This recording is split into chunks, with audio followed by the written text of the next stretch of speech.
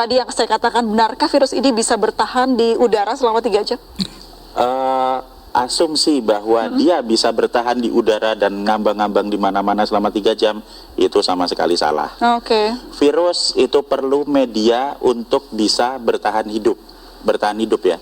Karena virus itu tidak akan bisa memperbanyak diri di luar tubuh. Kalau masuk ke dalam tubuh baru nanti bisa memperbanyak diri jadi banyak gitu.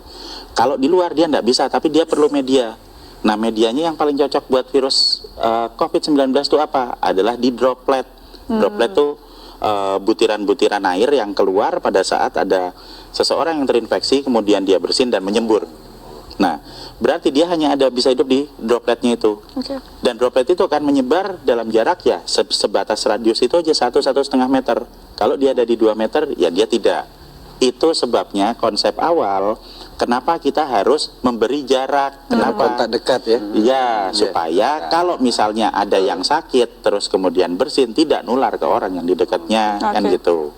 Nah, yang lain lagi, kalau kita mau supaya lebih aman lagi, nah, yang sakit ya sebaiknya nggak usah Kemana-mana main-main ya? keluar, di rumah saja, terus minum vitamin, disehatkan, nanti kalau udah sembuh baru keluar. Kenapa? Supaya bisa meningkatkan kekebalannya di rumah dan juga tidak membahayakan orang lain. Baik, Ya. soal penularan virus ini, itu apa saja yang bisa ditularkan, dalam arti apakah kita ketika kena virus di tangan lalu memegang mata, hidung atau rambut begitu, Dok? Sekali lagi, virus selalu butuh media untuk bertahan hidup. Semakin dingin, semakin basah, semakin gelap, dia bisa bertahan hidup semakin lama. Di droplet itu basah. Nah, kalau misalnya katakanlah saya ada di dekat sini, kemudian saya bersin misalnya, saya bersin.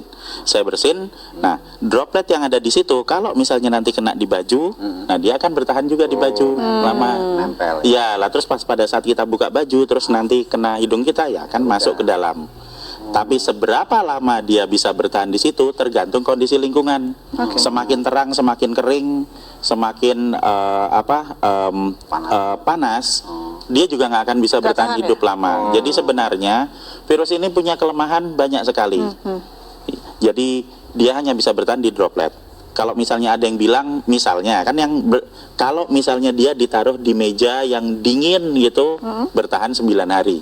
Ada hoax seperti itu. Itu hoax ya, Dok? Menurut saya hoax. Kenapa? Nah, kalau dia hanya bisa bertahan di dalam droplet. Di dalam droplet itu kalau misalnya dia kondisinya tidak sesuai dengan dia dan terjadi penguapan, kan jadi kering, dia nggak bisa bertahan lama. Jadi droplet ini sesuatu yang cair begitu ya, Dok ya? Cair, iya. Itu loh, Lendir, tetesan lendir atau cairan yang ada di situ. Dan kalau misalnya kita bersin di satu lokasi, atau di meja misalnya, kemudian kita langsung dibersihkan dengan desinfektan, dibersihkan dengan sabun, dibersihkan dengan pembersih lantai atau apa, itu dilap gitu, dalam waktu 3 menit sudah hancur. Jadi virus ini gampang hancur dengan pelarut lemak, dengan sabun, dengan deterjen dan macam-macam, termasuk kalau nempel di baju kita terus langsung masukin mesin cuci, itu virusnya hancur. Kelemahannya seperti itu. Nah, kelebihannya nyebarnya cepat. Jadi sebenarnya kita bisa tahu kelemahan dan kekuatan virusnya dengan jelas supaya kita bisa ngatasi. Kita harus tahu dulu kalau kita mau bertempur, kita kan harus tahu dulu musuhnya. Kalau kita tidak tahu musuh kita apa, yang terjadi apa? Kita cuma ketakutan aja. Wah, nanti kena, saya sekarang kena, besok mati, ya enggak lah. Kalau dari segi virusnya atau ya faktor dia bisa tumbuh begitu, apakah benda yang dia hinggapi begitu ya, Dok ya, itu mempengaruhi juga si virus ini bertahan hidup begitu, seperti di plastik berbeda dengan di kayu mungkin? Iya, semakin dingin dia bisa bertahan hidup semakin lama. Tapi permasalahannya di sini adalah bukan seberapa lama dia bisa ada di situ, seberapa ingin kita dia hidup. Seberapa kita ingin supaya virus itu tetap hidup. Kalau kita pengen virus itu cepat mati supaya nggak nular, ya kalau misalnya kita tahu mejanya kotor ya dibersihin aja, disemprot dibersihin. Ada yang bersin misalnya ya cepet-cepet disemprot dibersihin. Semakin kita diamkan paparan virus yang ada di situ, ya dia akan bertahan semakin lama. Tapi kalau misalnya kita bisa punya kesadaran sendiri untuk mulai dengan pola hidup bersih, setiap ada sebaran di situ ya kita semprot bersih, simple kok itu, nggak terlalu sulit, cuma diusap aja seperti itu. Nah, maka kita akan sangat membantu untuk mengurangi sebaran virus. Baik, itu juga berlaku untuk batuk begitu ya, Dok ya? Iya, betul. Dan kalau tetap mata nggak mungkin ya dok ya misalnya. Enggak, sama sekali tidak mungkin. Apalagi hanya pikiran. Iya, kalau tetap mata ntar jatuhnya ke hati ya dok. Makanya halu itu, halu. Kalau berbicara soal bagaimana dampak negatif dari virus ini, apa dampak yang paling buruk bisa dihasilkan dari virus ini dok? Jadi kita akan kembali lagi ke sifat virus. Virus ini pertama cepat menyebar, jadi dia akan sangat mudah beradaptasi, bisa menempel di saluran pernapasan manusia. Yang kedua, fatality rate-nya tidak besar. Ini kita bisa lihat dari hasil statistik dimanapun di seluruh dunia bahwa masih selalu akan ada 97% orang yang recovery.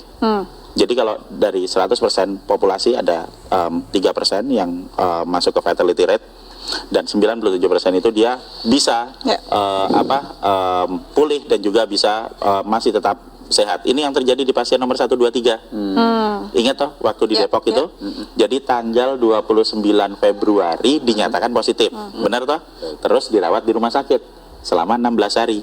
Dan kemarin mereka semua pulang dalam kondisi sehat dan berubah jadi negatif. Berarti apa? Status positif terinfeksi ini bukan status yang tetap. Seperti misalnya, oh saya kena, sekarang saya positif. Sampai 1 tahun ke depan saya tetap positif. Tidak. Itu akan berubah seiring dengan peningkatan kekebalan tubuh. Jadi kalau hari pertama saya terinfeksi, saya akan positif. Hari ke-7 saya masih tetap positif, tapi nanti di hari ke-10 pada saat antibodi saya mulai naik di 7 hari pasca infeksi, di hari ke-10 antibodinya banyak, kita akan berubah jadi negatif. Puncak produksi antibodi ada di hari ke-14, sehingga di hari ke-14 dia akan habis semua virusnya, dinetralkan oleh antibodi. Itu yang terjadi pada pasien nomor 1, 2, 3. Jadi supaya kita bisa menginduksi pikiran-pikiran positif dan optimistik yang ada di rakyat, kita harus belajar juga melihat, kok ada pasien nomor 1, 2, 3 sembuh, ini kan udah ada buktinya. Menariknya tadi juga sempat di program di tayangan kita begitu, pasien 03 ini ternyata tidak ada gejala yang terlalu parah begitu dok, hanya batuk sedikit saja dan treatmentnya pun hanya diberikan vitamin dan juga obat batuk oleh dokter. Nah, kenapa virus ini bisa tidak semua orang terkena paru-paru dok? Nah, jadi kalau kita mau melihat keganasan virusnya, itu kita jangan melihat kita harus kembali ke struktur virusnya ya. Struktur virusnya lagi, sifat virusnya. Virus ini bentuknya tetap, dia akan menyerang ke semua manusia. Dia tidak berubah. Yang menyebabkan terjadinya perbedaan adalah di manusianya. Ada manusia yang sehat, yang memiliki saluran pernapasan yang sehat, sehingga pada saat terinfeksi yang akan keluar adalah batuk, ya kan? Kemudian nanti bersin, pilek, kemudian dia demam sampai paling 5 hari, dan kemudian di hari ke-7 dia akan mengalami recovery, dan di hari ke-14 dia full sembuh, persis seperti pasien nomor 1, 2, 3. Tapi untuk orang-orang yang berada di dalam grup dengan resiko tinggi, misalnya yang udah berusia lanjut, kalau orang usianya lanjut, kemudian dia nanti akan memiliki pengurangan dalam hal produksi antibodi karena usianya udah lanjut. Ini usia berapa tahun ke atas dok? 60 tahun? Di statistik itu dia ada di usia antara 70-80. Itu di statistik datanya. Terus yang kedua, manusia dengan komplikasi penyakit, diabetik misalnya, atau hipertensi atau stroke, gitu kan. Dan yang ketiga adalah manusia yang memiliki riwayat gangguan pernapasan, misalnya TBC, misalnya bronkopneumonia, bisa jadi juga asma. Maksudnya adalah saluran pernapasannya sudah mengalami kerusakan sebelum ditempeli virus, sehingga pada saat ketempelan COVID-19 akan lebih parah. Itu yang menyebabkan terjadinya ada angka fatality rate 3%. Nah, jika kita akan fokus ke 3% ini, berarti kita akan berbicara mengenai grup dengan resiko tinggi, sehingga yang seharusnya lebih diperhatikan adalah yang di grup dengan resiko tinggi ini untuk dapat prioritas ke rumah sakit. Kenapa? Supaya rumah sakitnya nggak penuh, dokternya nggak repot. Jadi nggak ada yang baru pertama kali kena sekarang baru demam sebentar terus waduh besok saya mati langsung ke dokter. Nggak seperti itu. Kita mendahulukan grup dengan resiko tinggi, sehingga tidak semuanya harus masuk rumah sakit. Nah, kita harus memberikan edukasi gimana caranya supaya kita bisa melawan virusnya yang ada di luar tubuh. meningkatkan antibodi yang ada di dalam tubuh secara mandiri supaya kita semua nanti bisa ngatasi virusnya. Pertanyaannya, ketika seorang yang pasien positif sudah sembuh begitu, Ya. akankah dia bisa positif kembali? Ya, Bisa. bisa. Jadi kita berbicara mengenai masalah sebaran virus. Oke. Jadi satu hal yang harus kita pahami dulu, ini imunologi basic adalah bahwa kalau saya pernah kena virus, misalnya saya pernah kena virus COVID-19, nah tubuh saya akan punya data tentang virus ini, sehingga pada saat nanti saya kena lagi, saya akan kebal. Pertama kali kena, antibodi saya akan keluar dalam waktu 7 hari untuk yang infeksi pertama. Tapi nanti begitu infeksi kedua saya kena lagi, itu nggak usah nunggu 7 hari karena sudah ada datanya di sel memori. Saya akan mengeluarkan dalam waktu 24 jam, sehari langsung kebal. Ini prinsip dasar kenapa kita semua harus divaksin. Oke. Jadi kita kasih virusnya dulu, dikenalin, supaya nanti kalau ada lagi, antibodi kita bisa keluar lebih cepat dan lebih banyak. Nah, jadi kalau misalnya saya sudah pernah kena, kemudian saya sembuh dalam waktu 14 hari, saya keluar ke kerumunan, dan di kerumunan ini ada orang yang sakit, kemudian saya kena lagi. Apakah saya bisa kena? Jawabannya ya, pasti ya.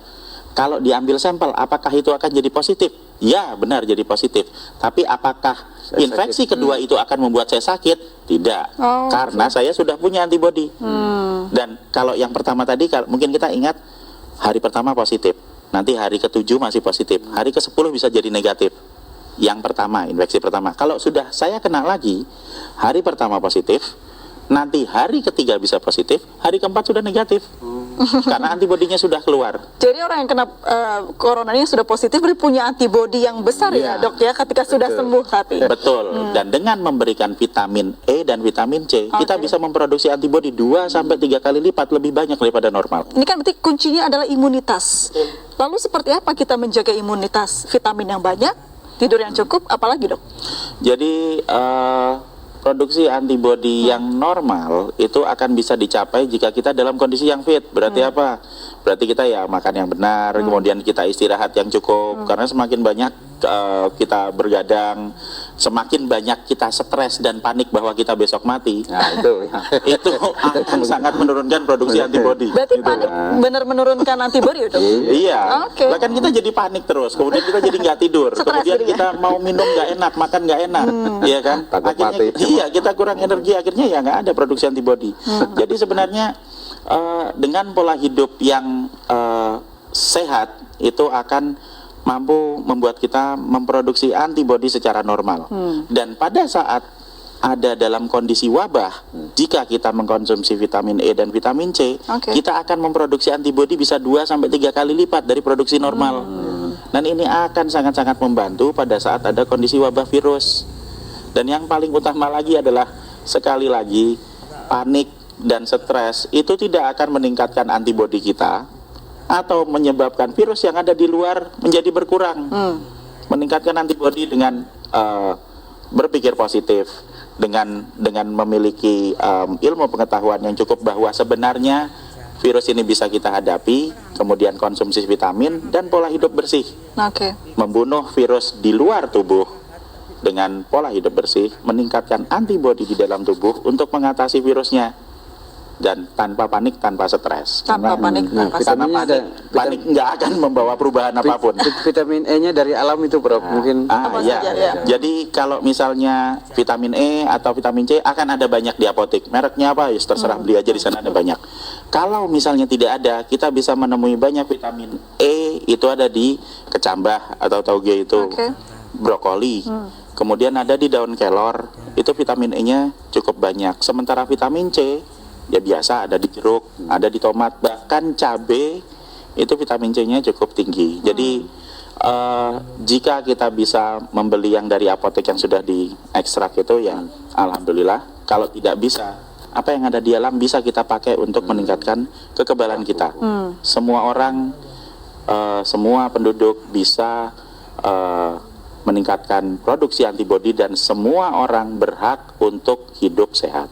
Kalau obat tradisional yang sudah banyak dilakukan dibuat masyarakat sampai harga jahe naik begitu dok, apakah itu bisa untuk mengebalkan daya tahan tubuh? Jadi yang jamu, kemudian yang empon-empon dan temulawak itu bisa dipakai untuk meningkatkan stamina tubuh kita. Stamina. Ya, jadi kalau stamina tubuh kita lebih fit, kemudian kita bisa lebih sehat, produksi antibodinya akan lebih bagus, tapi tidak secara langsung berpengaruh terhadap virus atau berpengaruh terhadap peningkatan antibodi. Ya. Kalau mau yang langsung berpengaruh terhadap peningkatan antibodi, ya ditambah vitamin. Jadi vitamin E, vitamin C bagus.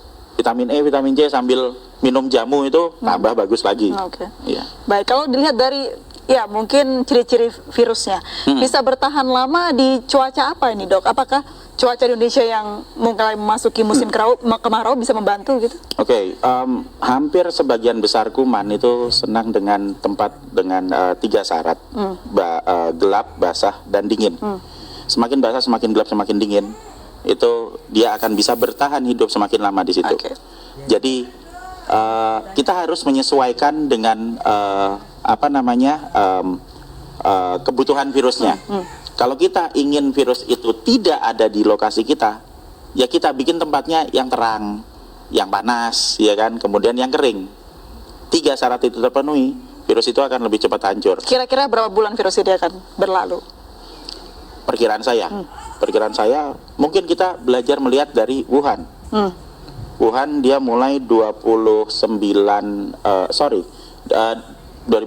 berarti Desember, Januari, Februari, Maret, dia 3 bulan. Berarti ya mungkin kita akan paling lama 3 bulan. Tapi dengan kondisi di negara kita yang tropis, sinar ultravioletnya banyak, mungkin kita bisa jadi lebih cepat dan akan lebih cepat lagi kalau semua masyarakat mau bersama-sama memulai pola hidup bersih. Ya, ini kuncinya ya. Iya, karena virus itu kan dia akan hidup di lingkungan, bukan cuma di dalam tubuh kita doang, ada yang di dalam tubuh, ada yang di luar tubuh. Kalau semua orang, semua rakyat kita mulai pola hidup bersih, mulai bersihin tangan, mulai untuk menjaga jarak. Kalau kita tahu resikonya, orang yang sakit ya jangan keluar, di rumah aja dulu. Kemudian kita sering bersih-bersih rumah, sering ngepel rumah. Kalau kita pulang ada baju, langsung masukin cucian. Itu akan mempercepat pemulihan negara kita. Jadi kita tidak bisa bekerja sendiri, kita harus bekerja bersama-sama. Supaya apa? Supaya nanti wabah ini bisa cepat selesai dan semua orang bisa cepat sembuh. Dan sesudah itu nanti mungkin 3-4 minggu lagi kita bisa ketawa bersama-sama. Berarti tingkatkan imunitas dan jaga pola bersih hidup sehat gitu ya dok ya. Baik, rupanya sekurang kita harus berbincang ini begitu ya, tapi waktu juga yang harus memisahkan kita.